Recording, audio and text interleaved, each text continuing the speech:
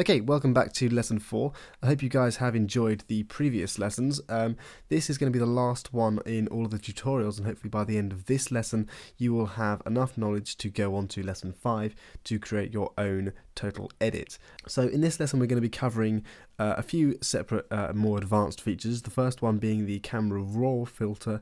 Then we're going to be talking about adjustment layers, blur and lighting, and also different tools like the gradient tool. Now the idea is, you can see here I currently have opened up a previous Photoshop document where I have created an edit before. Now for those of you who are interested, this is what the final edit looks like, and we're just going to be talking to you about some certain aspects within this edit. Okay, so the first thing to do is to select a layer. We're going to show you how to use the camera raw filter.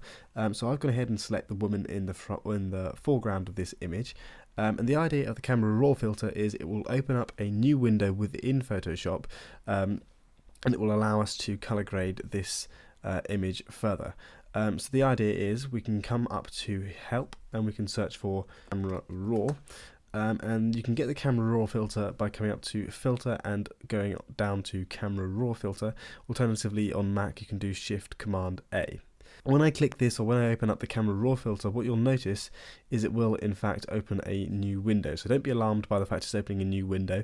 All that is doing is allowing us to edit this layer here and only this layer alone. So the first thing to do is come down to your layer, select your layer that you want to edit the color of, do filter, camera raw. You can see here it has now opened it. It's called camera raw up at the top, and you are greeted with this thing here. As you can see, obviously the background is obviously the checkerboard.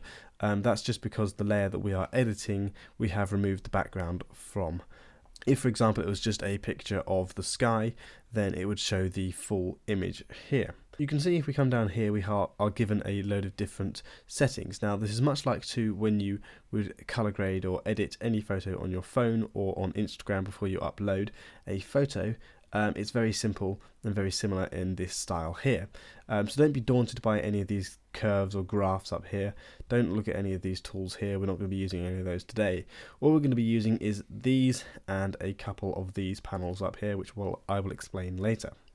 Okay, so the temperature will allow us to change the color of the image quite dramatically. You can see if I drag the slider to the left, it will make it very blue, and if I drag it to the right, it will make it very orange. So what we're going to do is we're going to drag it in a direction that we think is suitable for our image. Now in this case I'm going to drag it to the right because I want the image to look more summery, because as you can see behind the camera raw filter we're going for a sunset looking vibe in our photo. As for the tint, that's 2 more colours we can add to our image, which is completely green if I slide it to the left, or purple magenta when I slide it to the right. In this case, again, if you're looking for summery colours, you want to slide it to the sort of magenta side. The next is exposure, and exposure is just a measure of brightness basically. If I drag it all the way to the left, it makes it completely black. If I drag it all the way to the right, it really washes it out. So we're just going to bring that up ever so slightly to plus 0.3. Now contrast will just increase basically the gradient between the darks and lights. If I have a high contrast, you can see it looks like that, and a low contrast makes the image look very flat. I'm going to bring the contrast down just a little bit to -15. Now the highlights and the shadows allow us to change the exposure in just the lighter colours or the darker colours. Now the highlights in this case will be the white areas on the woman's dress. So if we bring up the highlights, you can see ever so slightly that lighter parts of her skin and the lighter parts of the dress will be brightened up, whereas when I drag it down it will make those bits darker. You can see it clearly on the top of her head here. So we're just going to drag up those highlights to about +20 there. Then if we come down to shadows, it's just going to do the exact opposite. It's going to do, well, it'll do the same, but it'll do them for the darker colours. So for shadows, if I drag it down, you can see it takes the darker parts of the image and makes them darker, or makes them lighter if I drag it up. So if I drag it down, we're basically just increasing a little bit of contrast here when we increase the highlights and decrease the shadows. Okay, so for the white side, if I drag it all the way to the white, it makes the white parts of the image brighter, and if I drag it to the left, it makes the dark parts of the image darker. So I am just going to drag it down to about -6, and then as for the black side, if I drag it down all the way, it makes them a lot darker, and vice versa. So in this case, I'm just going to put it on +10. Now, clarity is a lot like making the image sharper. If your image has lost detail when you've done editing, or when you took the photo you find that your image doesn't have enough detail, isn't completely crisp, you can mess around a little bit with clarity.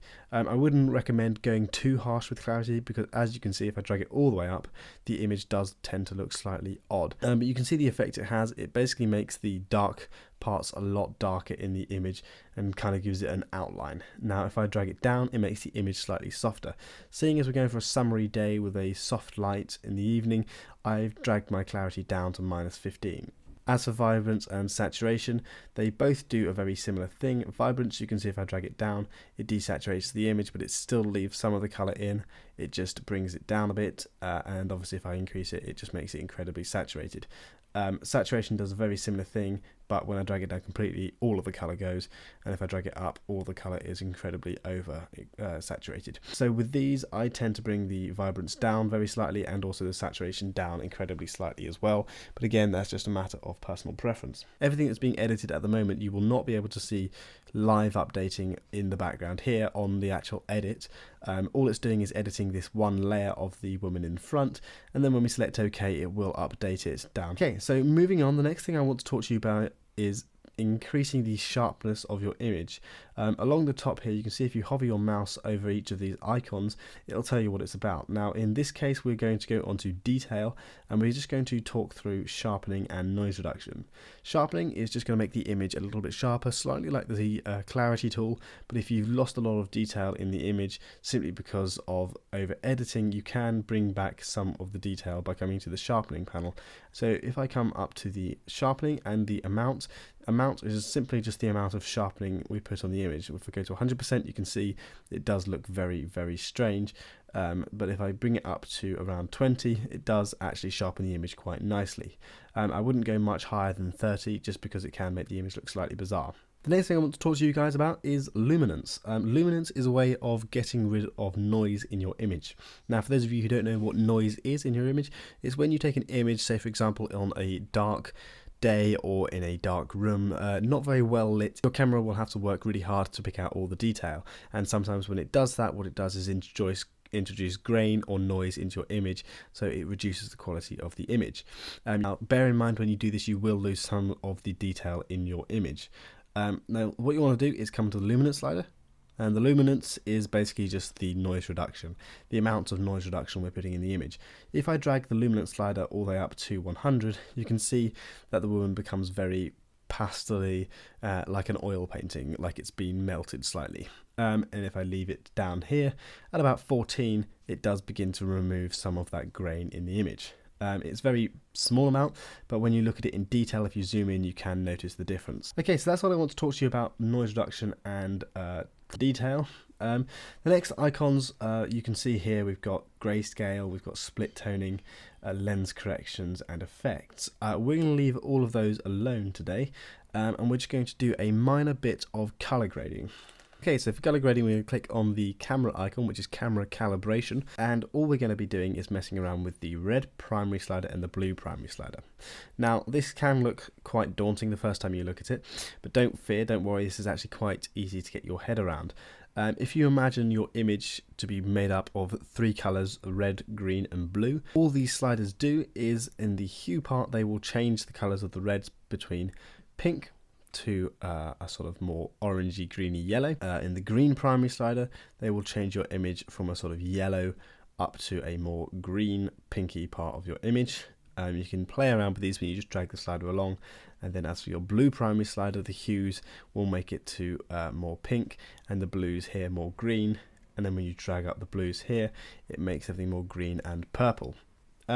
So that's the difference the hue sliders make. So say for example I went to the red primary slider and I dragged it all the way to the right, just increasing the hue massively. You can see this looks very unnatural, the skin tone is not correct. But the saturation slider below that will allow us to reduce the amount of hue that we have introduced. So say for example I wanted 100% hue, but I didn't want it to look that vibrant. I can then bring down the saturation of the red hue slider, so then I have the same color that I want to go for that I've chosen from the hue slider, but I have decreased the amount of that color. I would recommend there is one thing you should really stick to when you're doing this, and that is the red primary and the blue primary. Now there is a simple colour grade that a lot of people keep to because it works well. This colour grade is known as orange and teal. You may have seen this from some of your favourite Instagrammers. You may have seen this edit on quite a few images, and that is because it is so well known and done so often by so many people because it works so well. And all that it does is allows us to introduce two sets of colours that work well with each other, and it introduces those in the right places. So for example, if I get the red primary and I increase that to plus 39, plus 40, that begins to look a bit weird, but we can counter that weirdness by coming down to the blue primary and dragging the hue slider down to minus 36. Automatically you see that these colours look a lot nicer. We've got these nice summery oranges and blues going on here. So if you ever want to colour grade your image, you can do that. You can come to your red and you can come to your blue primary, drag your hues up in the reds and drag the hues down in the blues. If I was to go to the more extreme and drag them completely, it may help to visualize it. You can see the complete difference it makes to having it down, both of them at 0. So there's a little before and after for you. So I'm going to drag down the hues in the blues to about minus 30 and the reds to plus 30. And then what you can do is, like I mentioned previous, you can change the saturation of the red primary, just making sure that the skin tones aren't overly saturated, and then coming down to the blue primary, and you can also then make sure that the blues aren't also oversaturated. And that is basically how you use the camera raw. All this is doing is editing this one single image in a separate editor, but we are still within the Photoshop app. You can see up here we are still within Photoshop. And then all we do, once we've done everything, once we're happy with everything, we come down and we just click OK, and you can see it will apply all of those changes to that layer that we've been working on. Now the next thing I want to talk to you about is using these tools down here. Specifically, we're going to be talking about the adjustment layers down here. Now this lesson is focusing a lot on colours. The best way of doing this is using the camera raw filter. Alternatively, we can use some of the filters down here. So on your edit that you're working on, I want you to click on your layer. For example, here we're going to be working on the hill in the background. You can see if I turn it off and on again, that's the layer we are working on, and only that layer. Now say for example we think that this should be more of an orange colour. What we're going to do is we're going to come down here and we're going to select the little circle with a line through it, which is the adjustment layer. Just click on it and then just scroll up, and you can see we get loads and loads of choices on what we can work on. For today we're going to be looking mainly around hue and saturation and a couple of the other ones just around here. So click on hue and saturation and you get this nice little pop out window from the side here. Again, don't be daunted by all the colours and sliders and everything. If you look in more detail, you'll see you have actually seen these before, and that is in the camera raw editor. All this is going to allow us to do is change the colours of the layers that are below this layer here. So by clicking on the create a adjustment layer, hue saturation adjustment layer, all we have done is created a new layer that will adjust everything below it. So everything we do on this layer will adjust the colours, the saturation and the lightness of everything below it. So if we come into here and we click on hue, if we drag the slider across, you can see the effect it has on the overall image. It's making everything very, very weird indeed. You can see we are just wanting to work on the hill layer. We want to make the hill layer slightly more orange. However, if I drag this slider around, you can see we're not actually working on just the hill layer, it's actually editing the colour of the sky as well. So we don't want to do that. So what we want to do is come back to your layer here. You want to come to your adjustment layer and just click anywhere other than on the little icons or the words, control click, and you want to create clipping mask. All that's going to do is clip this layer to the layer below it. So that means everything we do on this layer now, every little adjustment we make in the hue, saturation or the lightness will only affect the layer below it. In this case, that's the hill. We chose to edit the hill. So say for example I created an adjustment layer. I create a hue saturation adjustment layer and it put it up here, and I actually wanted to make it so it just works on the hill. All you need to do is click it, drag it so it's above the hill, and then do control click, create clipping mask. Okay, so I've already created one, so we're just going to continue with this. Okay, so we're just going to demonstrate here. You can see it changes the colours. So all we're going to do is very simply just slide along until we choose a colour that we think works. Okay, so I'm going to choose minus 18, somewhere around minus 20, because I'm going for a more of an orange evening colour. I don't want it to be too green. I don't want it to look too unnatural. We are in the evening, so generally colours are more muted. So that has chosen our colour. The next thing we're going to do is talk about saturation, and again it's just very simple, like we did in the camera raw. All we're doing now is changing the amount of the colour we have chosen previous. So we went onto the hue, we chose our colour, and now we're going to come onto saturation and we're going to change how much of that colour we've got. If I drag it all the way up, you can see it makes it incredibly saturated. If I drag it all the way down, it makes it black and white. I'm going to drag it down to about -16. That's all up to you, it depends on what you want to do. Then we can get the lightness slider and we can also drag that down or drag that up. You'll notice if I have it all the way up, it makes it completely white. If I have it all the way down, it makes it completely black. So you just want to do it very slightly, probably to about -3. So that is how we use the hue saturation slider from the adjustments panel. So I'm going to close that by pressing the little X. And the next thing you want to do is come to the create new fill or adjustment layer we used a minute ago. Click on that and you want to come up and you want to choose color balance. Okay, and as like we did with the last one for color balance, if I double click on this little weighing scale here, it will bring up this window here if it hasn't already automatically opened it when I created the new adjustment layer. Now again, we've got some more sliders. This time we haven't seen these ones before. All these ones do is allow us to tweak the colors in a little bit more accuracy. So again, we want to come to here, we want to control click on it and we want to select create clipping mask, so we are only editing the hill layer below it. In this case it may look like it's clipped to the hue saturation layer, but that's fine because there's nothing on the hue saturation layer. All of these two are both just adjustment layers clipped to the hill layer below. So all it's going to do is adjust the colours of the next layer underneath it that has something on it that is visible. So with that in mind, we're now going to come onto the little scales here, just click on those, make sure they're selected, and then we're going to mess around with the colours. So cyan, if we drag it all the way to the left, you can see it makes the hill quite greeny blue. If I drag it all the way to the right, it makes it quite red. Now like I said earlier, we're in evening, so we're going to increase that quite dramatically, probably to about +26. I'm choosing these colours quite quickly. You can actually spend a lot more time just tweaking this until you get it perfectly. And in fact, I think I'll leave it at actually +11. I don't want to make it too red. I don't want it to stand out and look too odd. As for magenta and yellow, you can see with magenta it makes it quite pink if I drag it to the left, and it makes it really green if I drag it to the right. In this case, these are easier in my mind to use in the hue saturation sliders because they actually do what they show when you drag it. If I drag this one to the left, it's going to be yellow. You can see there, if I drag it to the right, it will be blue. So it's very self-explanatory. All you want to do is drag it in the direction that you want and just adjust the colour until you get something that you like. So I've quickly just gone in and I've just dragged the green up to +7 and the yellow up to +5. So that is it. All these things do, once we're done, we can just click on the X up here. Okay, so if I turn off both these layers just by clicking the little eyeball on the left of the layer, we can see that the difference it's made to the hill. It's a very slight difference, but you can see it has muted and made that colour a slightly bit warmer, just to make it a little bit more summery. So that's how we use adjustment layers to change the colours of our layers. Okay, now the next tool I want to talk to you all about is dodge and burn. So for example, this image is a really good example of when you would use this tool.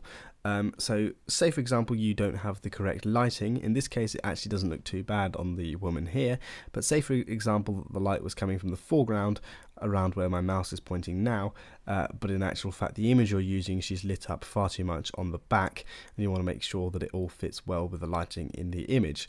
That is when you'll use the dodge and burn tool. Now the dodge and burn tool can be found in the tool panel up here, like we spoke to you about before in one of the earlier lessons. Now the dodge tool will look something like a lollipop on your tool panel here.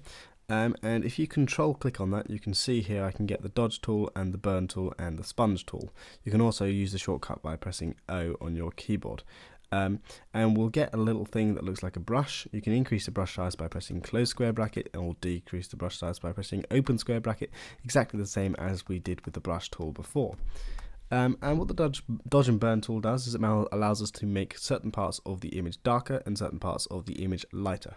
Okay, so we're just going to zoom in now to the woman here, and what we're going to do is just place her roughly in the middle of the screen, and we're going to go onto the tool here, so we control click and select dodge tool. So if I just paint on the woman here, you can see that what it's doing is making her brighter. What you want to do before you do anything in any detail on the dodge and burn tool is really think about where your light is coming from. In our case, if I turn back on the lighting, we're going to think about the light coming from the foreground here, behind the hill. So if I leave that hill, the sunlight flare on, that we actually added in later on in the edit, but we didn't talk about in this video, you can see that actually what we want is the outside of the rim or the edge of her to be brightened up, to be lit up by this sunlight. So what we're going to do is come up here and make sure our hardness is on smallest. You can select any of these brushes you want. Really, you want to select either one of these, which makes the hardness on complete 0, or you can select this one here, for example, but it will put the hardness on 100%. You just want to drag that down to 0. Doesn't make any difference. And then these ones are just smaller brush sizes. Here it's just selected a brush size of 60.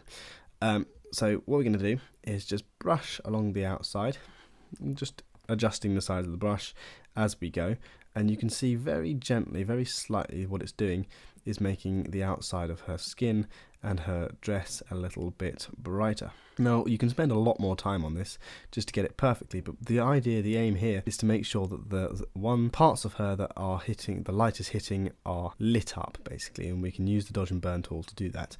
One thing I would suggest before you dive straight into the edit on your foreground area is to actually duplicate that layer. So here we're working on the woman, and what we would actually ideally do is control-click, duplicate layer, and then we'd actually we'd resave it as, like, for example, woman copy, and we'd actually work on that layer. So then when we turned it off and on again, you can see the layer behind wouldn't have anything edited on. So now if I increase the brush size, one thing you can do is you can press Alt on your keyboard and it will then turn that color to be more dark. Alternatively, if you were to come to here and click on the burn tool and then just paint normally, it will also make it darker. So it just depends on what you want to do. If you want to select a new tool, but if you want to work quickly, you want to press Alt on your keyboard while on the dodge tool, and it will just make it use the burn tool. One thing I'd like to point out before I go any further using the burn tool and dodge tool is the range up here. You can see we can select shadows, midtones and highlights. All this does is it tells you what area that the dodge and burn tool is working on.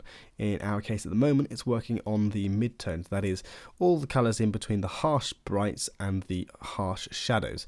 So basically most of her skin. If I were to go onto the shadows, it would work on all of the dark parts of the image. So say for example here, where it's a lot darker, there are a lot more shadows, it'll just work on those areas there. Again, equally highlights will just work on the bright parts of her skin, making those darker. Okay, so I'm just going to bring that down to midtones on exposure of 50%. Bear in mind the exposure on the dodge tool was also 50% as well. So all we're going to do here is just paint in, make the back of her, or the inside back, slightly darker, simply because this is the part the light is not hitting. This is being blocked from the sun by the outside of her body. I'm just going to, basically all you're doing is choosing parts of the image that should be darker because they're not actually receiving any sunlight. So say for example the backs of her legs, the backs of her feet. And then if I press Alt on my keyboard, I can just come back in and I can paint white or paint brighter using the dodge tool, those areas where I think light should be. And if I think I've done too much, I can also paint back over the dark areas using the dodge tool. However, I wouldn't do that too many times because you can in fact lose color when you start to do that too much. So if you can, go back and just do Ctrl Z to remove anything you've done too harshly. That's how you're using the dodge and burn tool. Don't be alarmed by the dodge and burn tool. It's very just like using the brush tool, painting black onto the image or painting white onto the image, just with a bit of opacity on it. So all you're doing is choosing parts of the image that you think should be lighter or darker, dependent on when your light source is. Okay, lastly, I want to talk to you about the gradient tool. Now, the gradient tool can be used quite nicely when you're thinking about framing your image and where you want the eye to look. I tend to use it for creating a semi-vignette. So if you come down here to the tool panel, you can see we have the gradient tool here, fairly well-known icon. It goes from dark to light. You can press G on your keyboard if you want to bring it up quickly. Now up here, there are different selections of gradient you can have. You're going to be working with either radial gradient or just a linear straight line gradient. I'm going to select the linear gradient for now, and here is how we adjust the colors. So if we come into here, just by clicking on that, it'll bring up this separate window called the gradient editor, and all that will do is we can then select the type of gradient we're going to be using, and we're also then going to select the type of colors we want on our gradient. Now, At the moment, this one is the one that's selected. We're going from color to transparent, which is the one you'll probably be using the most. And that just means it'll add a block color at the most harshest point of the gradient, and then it'll fade out as if there was nothing there. So what we want to do is come and click on the bottom square here, and you can then click on here and just come in and select any color you want. Very simple, like we used before. When we used the paintbrush tool, you can select any color you want to use at all. So say for example, we're going to, actually I'm just going to go for something like a dark red to black, and the reason we're doing that is just because I'm using it to frame the image. So once we're done, we're just going to select OK, and then it's going to apply it here. We don't want to select any of these other squares at all, just come off, click on OK, and then it has changed the color up here, and we are ready to go with our gradient slider.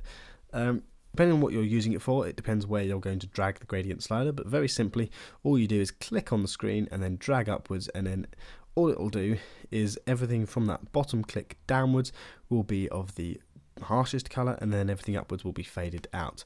So you can see if I do that, that is the color we're getting here as well. Now obviously that just does not look correct in this image, but I'm going to delete that layer and start again. So come down again to the bottom here where it says create new layer, select create layer. I'm going to zoom out and I'm going to click below the image, so by the time I've dragged up, all we'll have on the image is everything that is actually fading out, so we're not going to have any harsh dark colors in the image. So I'm going to click there and then drag upwards. If I press shift on my keyboard, you can see it'll either be totally vertical or at 45 degrees, and I want to be totally vertical. So there we are. I'm just going to drag it up like that. I'm going to drag it up like that, and it's just going to fade out the bottom part of the image and make it slightly darker. So if I click that off and on again, you can see that it's just made the bottom part darker. The idea being that your eyes are then drawn to the lighter part of the image and not the darker part of the image. So that's very simply the gradient tool. Again, if you come to this button here, is basically the radial gradient, and all that means is it'll create a gradient, much like the first one, but it'll create it in a circle. So if I create a new layer here just to demonstrate, click and drag outwards, it'll create a circle gradient from where I first clicked to where I dragged outwards. Okay, so there you are, that is your circular gradient. And you can use circular gradients to make things like flares, which we did to create this thing in the background. And all we did there is chose different colours from dark reds to white and overlaid them on top of each other to create that flare. That's how we use the gradient tool. Okay, so that's basically all we're going to be talking about in today's lesson. Now, in lesson 5, which is the next lesson, we'll be teaching you how to put all of these tools and all of these things you have learnt in previous lessons 1 to 4 all together into one final edit that you should get something that looks quite incredible. Though this is just one example of one of the things you can do, and the final edit you'll see exactly what we're going to be getting you guys to do. But I hope this lesson was useful for you, and we look forward to seeing you in the next one.